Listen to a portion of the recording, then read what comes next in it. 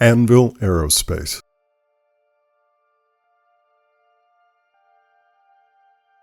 Anvil Aerospace is heralded as one of Terra's great success stories, emerging in the late 28th century as a bold new shipwright for the United Empire of Earth. The company was founded in 2772 on Terra, Nova Kiev, by J. Harris Arnnold, an eccentric yet brilliant spacecraft designer who had cut his teeth at Aegis Dynamics. Frustrated by creative setbacks under Aegis's hierarchy, Arnnold struck out on his own in pursuit of a singular vision for spacecraft design. Backed by undisclosed funding and driven by a desire to innovate, he established Anvil's first skunkworks facility in Nova Kiev, where the company's headquarters remain to this day.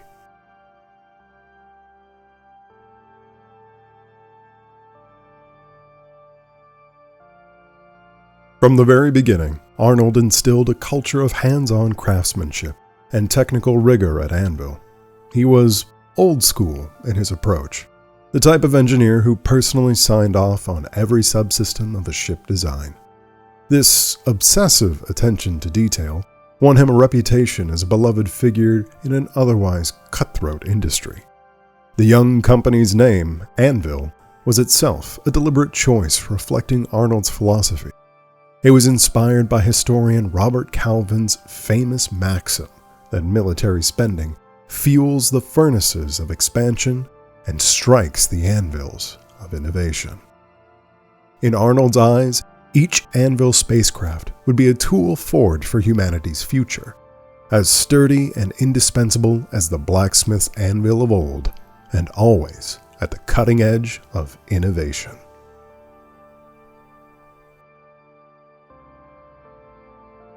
Anvil's early development years were marked by bold experimentation and a drive to secure a foothold in the UEE military-industrial complex. Within the company's first year, Arnnold and his small team produced a prototype fighter codenamed the Osprey. This single-seat fighter, with its swept wings and rugged construction, encapsulated Anvil's design ethos: dependable, straightforward, and effective. Using connections he had made during his time at Aegis, Arnnold arranged a private demonstration of the Osprey for a cadre of UEE naval officials. The craft proved to be an immediate hit. Its performance and durability impressed the Navy observers, and it wasn't long before the UEE Navy placed Anvil's first ever order for frontline fighters. This pivotal moment transformed Anvil from a mere upstart into a supplier for the most powerful military in human space. Encouraged by the Osprey's success, Anvil Aerospace pressed ahead with developing a lineup of combat-oriented ships. J. Harris Arnnold's design principles were evident in each new prototype: excellent pilot visibility, structurally reinforced hulls, and a now signature curved wing profile, often paired with an open circular mounting. A design flourish inspired by the works of legendary engineer Leonard Cass. In fact, Arnnold had so heavily borrowed from Cass's classic designs that it prompted a legal dispute in Anvil's early days, a lawsuit from the holders of Cass's intellectual property. Unfazed, Arnnold settled the issue by outright acquiring the entire Cass Aerospace portfolio, folding those timeless design elements into Anvil's own heritage. With this blend of respect for past innovators and Arnnold's own forward-looking vision, Anvil Aerospace was poised for dramatic growth in the decades to come. Forging the UEE's spear, military partnership, and expansion. From its inception, Anvil Aerospace positioned itself as a stalwart provider of military-grade spacecraft, a role that would only expand as the UEE's needs grew. Over nearly 2 centuries, Anvil has consistently delivered fighters, bombers, and support craft that form the backbone of UEE naval power. The company's founding ethos, building innovative tools for humanity's expansion, align neatly with the Empire's imperial ambitions and defense needs. Anvil's early models, such as the Hurricane Heavy Fighter and the Gladiator Dive Bomber, quickly proved their worth along the Osprey, showing that the new Terran company could produce combat ships to rival or exceed the old Earth-based giants. A turning point in Anvil's rise came from the political upheaval of 2792, when the notorious Messer regime was overthrown. Aegis Dynamics, a long dominant military contractor closely associated with the Messer era, suddenly fell into disgrace. In the revolution's aftermath, the UEE government stripped Aegis of most of its military contracts due to the company's deep association with the tyranny of the Messers. This power vacuum became Anvil Aerospace's opportunity.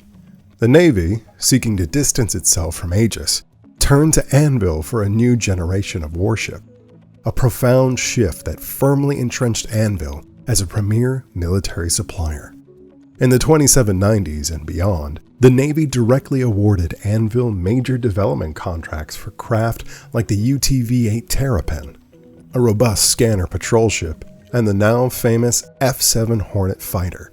Anvil rapidly expanded its production capacity to meet demand, opening factories on dozens of UEE core worlds in the ensuing decades.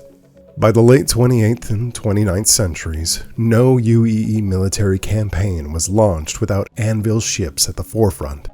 Time and time again, Anvil designed fighters and gunships spearheaded operations ranging from pirate suppression to full-scale interstellar wars.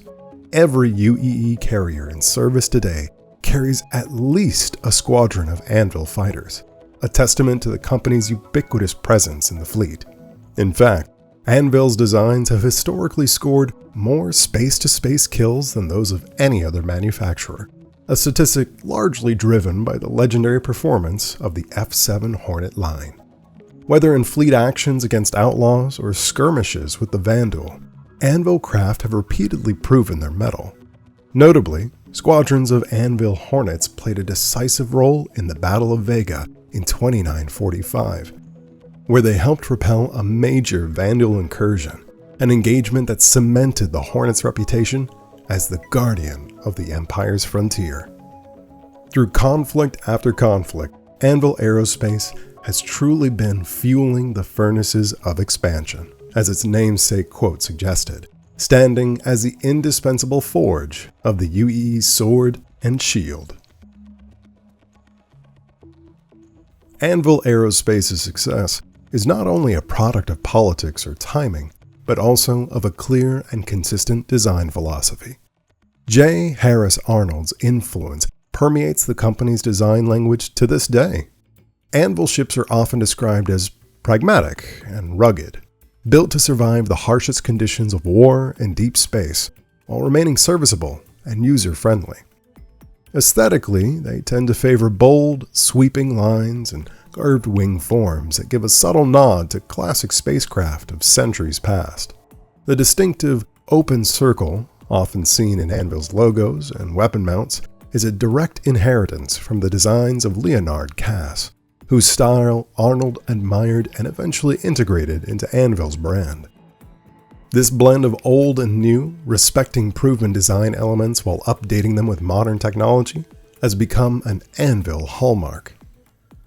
Beyond looks, Anvil's technological philosophy centers on reliability, pilot visibility, and ease of maintenance.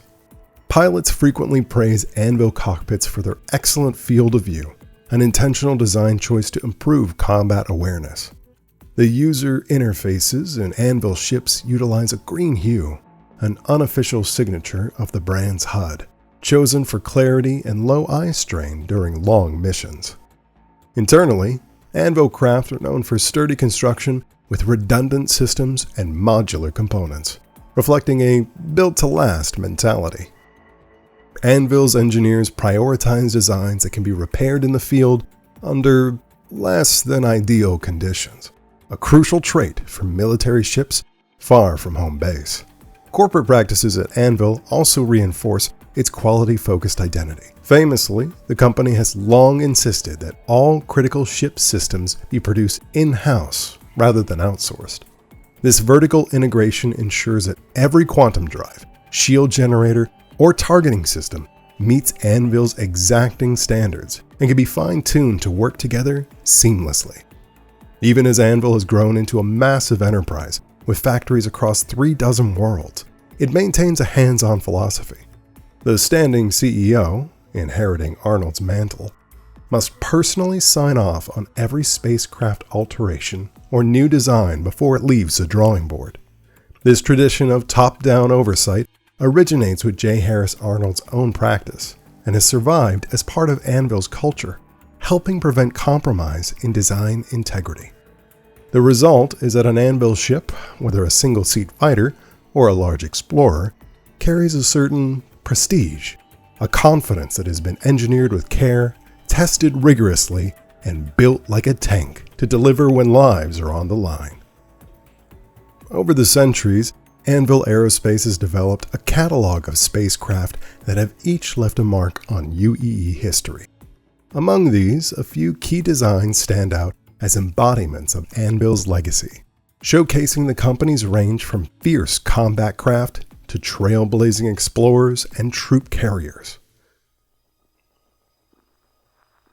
The F-7 Hornet, Guardian of the Empire. No discussion of Anvil Aerospace can begin without the F-7 Hornet, perhaps the most famous space superiority fighter in UEE service. Originally developed in the late 28th century and continually refined since, the Hornet establishes itself as humanity's primary military safeguard in space over the past 150 years. The initial F-7A Hornet set a new benchmark for carrier-based fighters when it first rolled out, combining excellent maneuverability with rugged armor and a customizable weapon loadout. It was designed to excel in the classic naval role of space superiority, to seek out and destroy enemy fighters and keep the skies clear for larger naval assets. The Hornet's success in this role was unparalleled. As mentioned earlier, Hornet squadrons have accumulated more kills, measured in enemy hardware destroyed, than any other current Navy fighter combined. This storied kill record, earned in conflicts large and small, speaks to the Hornet's balanced design and Anvil's engineering prowess. Throughout its service life, the Hornet has seen numerous variants and upgrades. Anvil's engineers have iteratively improved the frame, resulting in the current F-7A Hornet Mark II for the UEE military and various specialized offshoots. Notably, the Hornet was one of the first Anvil ships to be civilianized and offered to the public. In 2849, after lengthy internal debates and government consultations, Anvil debuted the F-7C Hornet, a civilian model adapted from its military cousin. The process was far from trivial. UEE secrecy laws required that fully 60% of Hornet's mil-spec components be replaced or downgraded for the public market, a conversion so complex that separate design teams had to reverse engineer substitutes without ever seeing the classified originals. Yet Anvil pulled it off. The result was a fighter that, while technically a civilian craft, retained the soul and silhouette of the Navy's workhorse. Pilots on frontier worlds leapt at the chance to fly a former military ship, and even wealthy civilians in the core worlds bought F-7Cs as status symbols, thrilled by the prestige that came with piloting a Hornet. Far from diluting the brand, the Hornet civilian release only enhanced Anvil's reputation. Company profits surged by 34% after the F-7C's debut. And owning an Anvil fighter became a point of pride. Today, the Hornet line continues to evolve. Its latest incarnations, including the Super Hornet and advanced stealth and tracker variants, keep the craft at the cutting edge. And on the horizon looms Anvil's next heavyweight fighter, the F-8 Lightning, intended to complement and eventually succeed the Hornet as the UEE's premier combat spacecraft. But even as new ships arise, the F-7 Hornet's legacy remains firmly etched in UEE lore, a true guardian of the Empire and the quintessential expression of Anvil's military mastery. The Carrack. pathfinder of the stars. Balancing its military fame, Anvil Aerospace is also celebrated for producing one of the most renowned exploration vessels ever to chart the stars, the Anvil Carrack. The Carrack is a multi-crew explorer craft that has more than earned its long-standing status as the UEE's go-to pathfinder for discovery and expedition. Originally developed in the early 29th century for the UEE Navy, the Carrack was conceived as a long-range scout and pathfinder ship, a vessel capable of autonomous, prolonged missions into uncharted space. It was built from the ground up to endure the unknown, featuring a reinforced high-tensile hull, an advanced sensor suite for jump charting, and onboard accommodations for a crew to live self-sufficiently on voyages that could last months or years far from support. In Navy service, Carracks were tasked with seeking out new jump points, exploring distant star systems, and expanding the boundaries of the known galaxy. They quickly proved their worth by acting as the vanguard of every major UEE exploration effort in recent times. If a new sector was to be mapped or a new jump route plotted, chances are an Anvil Carrack led the way.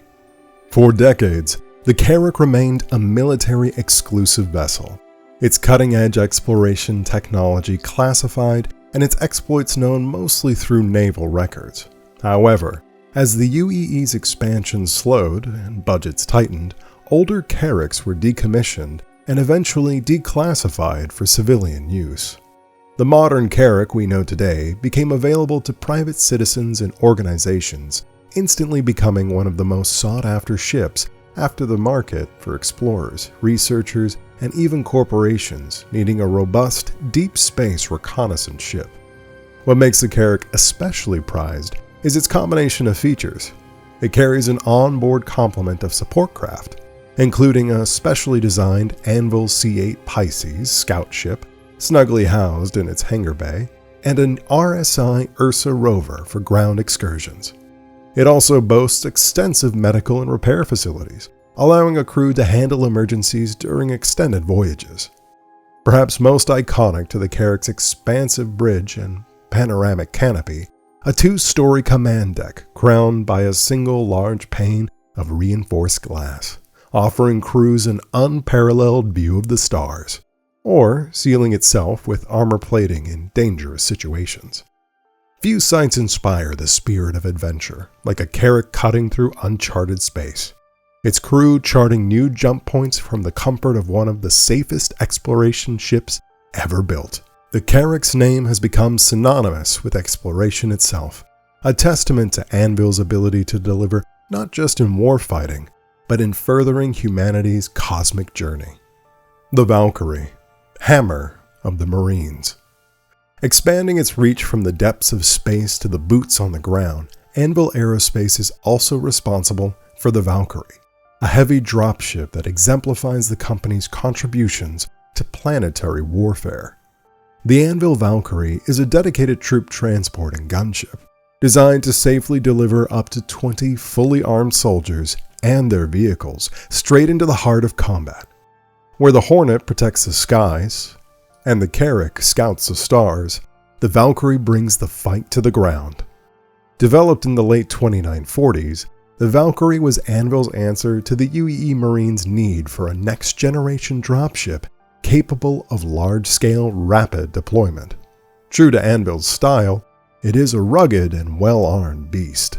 The ship bristles with multiple manned and remote turrets, as well as side-mounted door guns to provide suppressive fire for troops spilling out of its deployment bays. In essence, the Valkyrie can not only carry an entire platoon to a conflict zone, but also protect them with heavy overwatch fire as they disembark, securing the landing area by air and by land.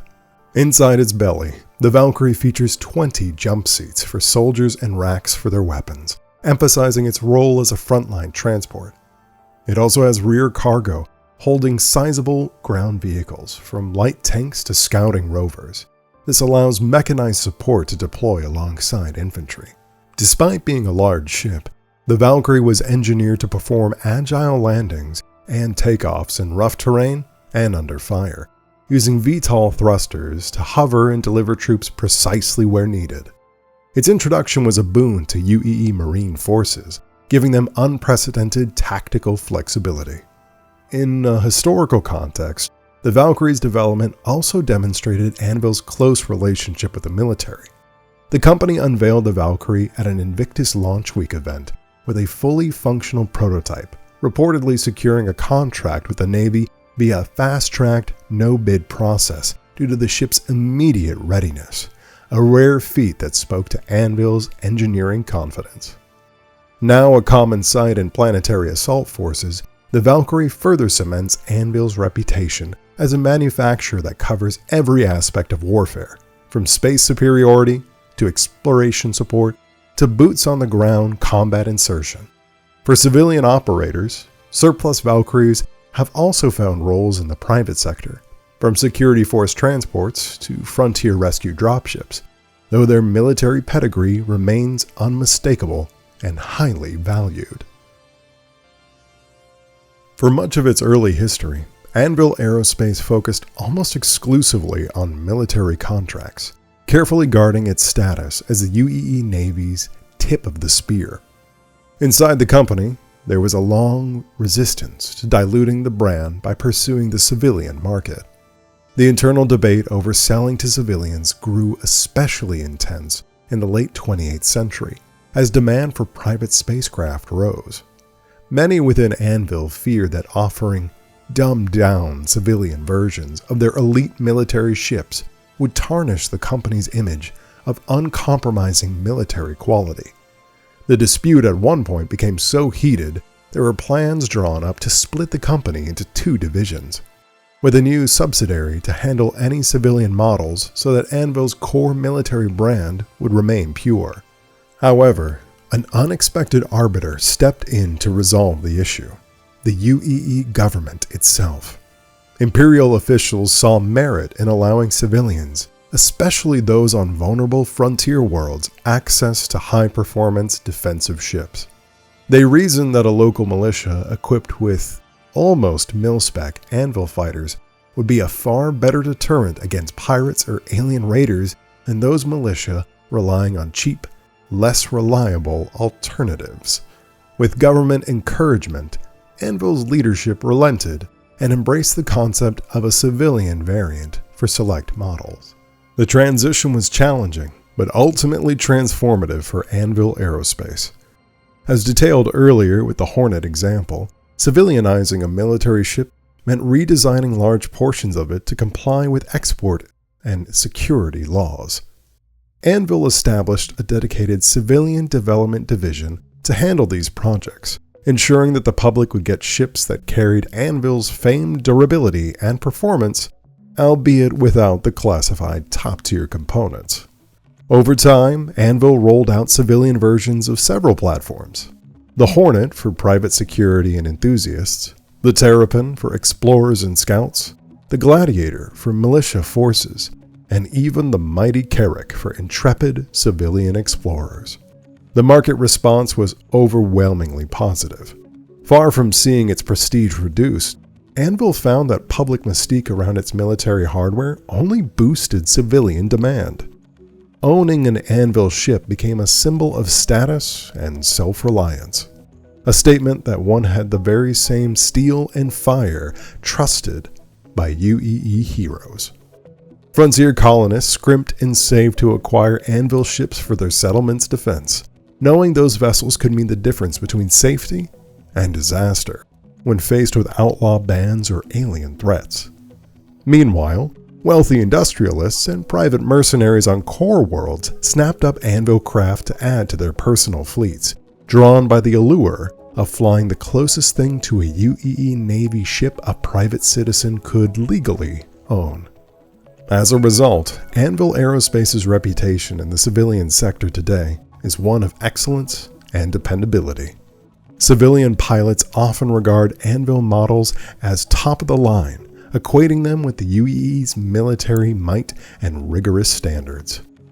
Importantly, This expansion has not come at the cost of Anvil's standing with the military. If anything, the broader presence of Anvil ships across the galaxy has bolstered the company's strategic value. Many Navy veterans who transition to civilian life stick with what they know, purchasing Anvil craft for personal use or founding private security companies equipped with Anvil ships, extending the brand's legacy of protection into the private sphere. The UEE government itself appreciated the outcome. Frontier systems with militias flying militia hornets and terrapins are better prepared to handle threats, taking pressure off the UEE Navy. In the eyes of the public, Anvil had managed a rare feat. It is both a military contractor, elite, and a consumer marquee of distinction, without compromising its core identity. This dual reputation is reinforced at events like the annual Invictus Launch Week, where Anvil Aerospace often steals the show. Anvil's exhibits at Invictus and the Civilian Intergalactic Aerospace Expo draw huge crowds, from high-ranking naval officers inspecting the latest fighters to enthusiastic civilians eager to see or purchase the newest Anvil's offering. Through it all, Anvil's image remains that of a company true to its military roots, yet approachable to the citizenry, embodying the UEE ideal of the citizen soldier in spacecraft form, legacy, and future outlook. As we conclude this chronicle, it is evident that Anvil Aerospace's journey from a one-man passion project to a galactic powerhouse has been nothing short of remarkable. In the span of almost 2 centuries, Anvil has become both the forge and the sword for the UEE, designing the ships that protect humanity, and in doing so, shaping the course of history. The company's founding ethos, born in the mind of J. Harris Arnnold back in 2772, still echoes in every hull laid down in Anvil's shipyards. It's an ethos that values innovation, reliability, and service to the greater good of human expansion. Anvil's story is one of adaptation as well, seizing opportunity in the wake of a regime change, evolving to serve civilians as well as the Navy, and expanding its range from space superiority fighters to explorers and tactical dropships. Through all these changes, Anvil Aerospace has managed to maintain a cohesive identity and an unswavering commitment to quality. A fact not lost on those who fly its vessels into the void or into battle. Today, in the year of 2955, Anvil Aerospace shows no signs of resting on its laurels. Its factories on Terra and beyond hum with activity, producing updated Hornets, advanced gunships, and entirely new platforms to meet the challenges of a dangerous universe. Rumors swirl of Anvil developing the next generation of capital ship technology, though details remain classified. What is certain is that upcoming event will likely feature yet another headline-grabbing Anvil reveal, much to the excitement of Navy officials and citizens alike. The Vanduul War at the Empire's frontier still rages, and Anvil's contributions, from carrier-based fighters to frontline troop transports, are more critical than ever in safeguarding humanity's colonies. Each Anvil ship flying in UEE colors is a reassurance that the frontier is watched over by the very best of human engineering.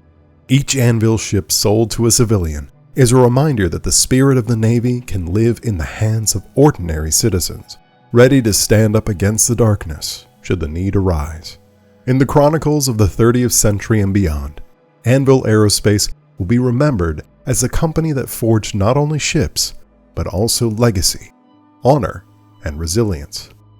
A neutral historian in the UEE might put it this way: as long as there are stars left to explore, or battles left to fight, the anvils of innovation will continue to ring, and Anvil Aerospace will continue to build ships that carry humanity forward.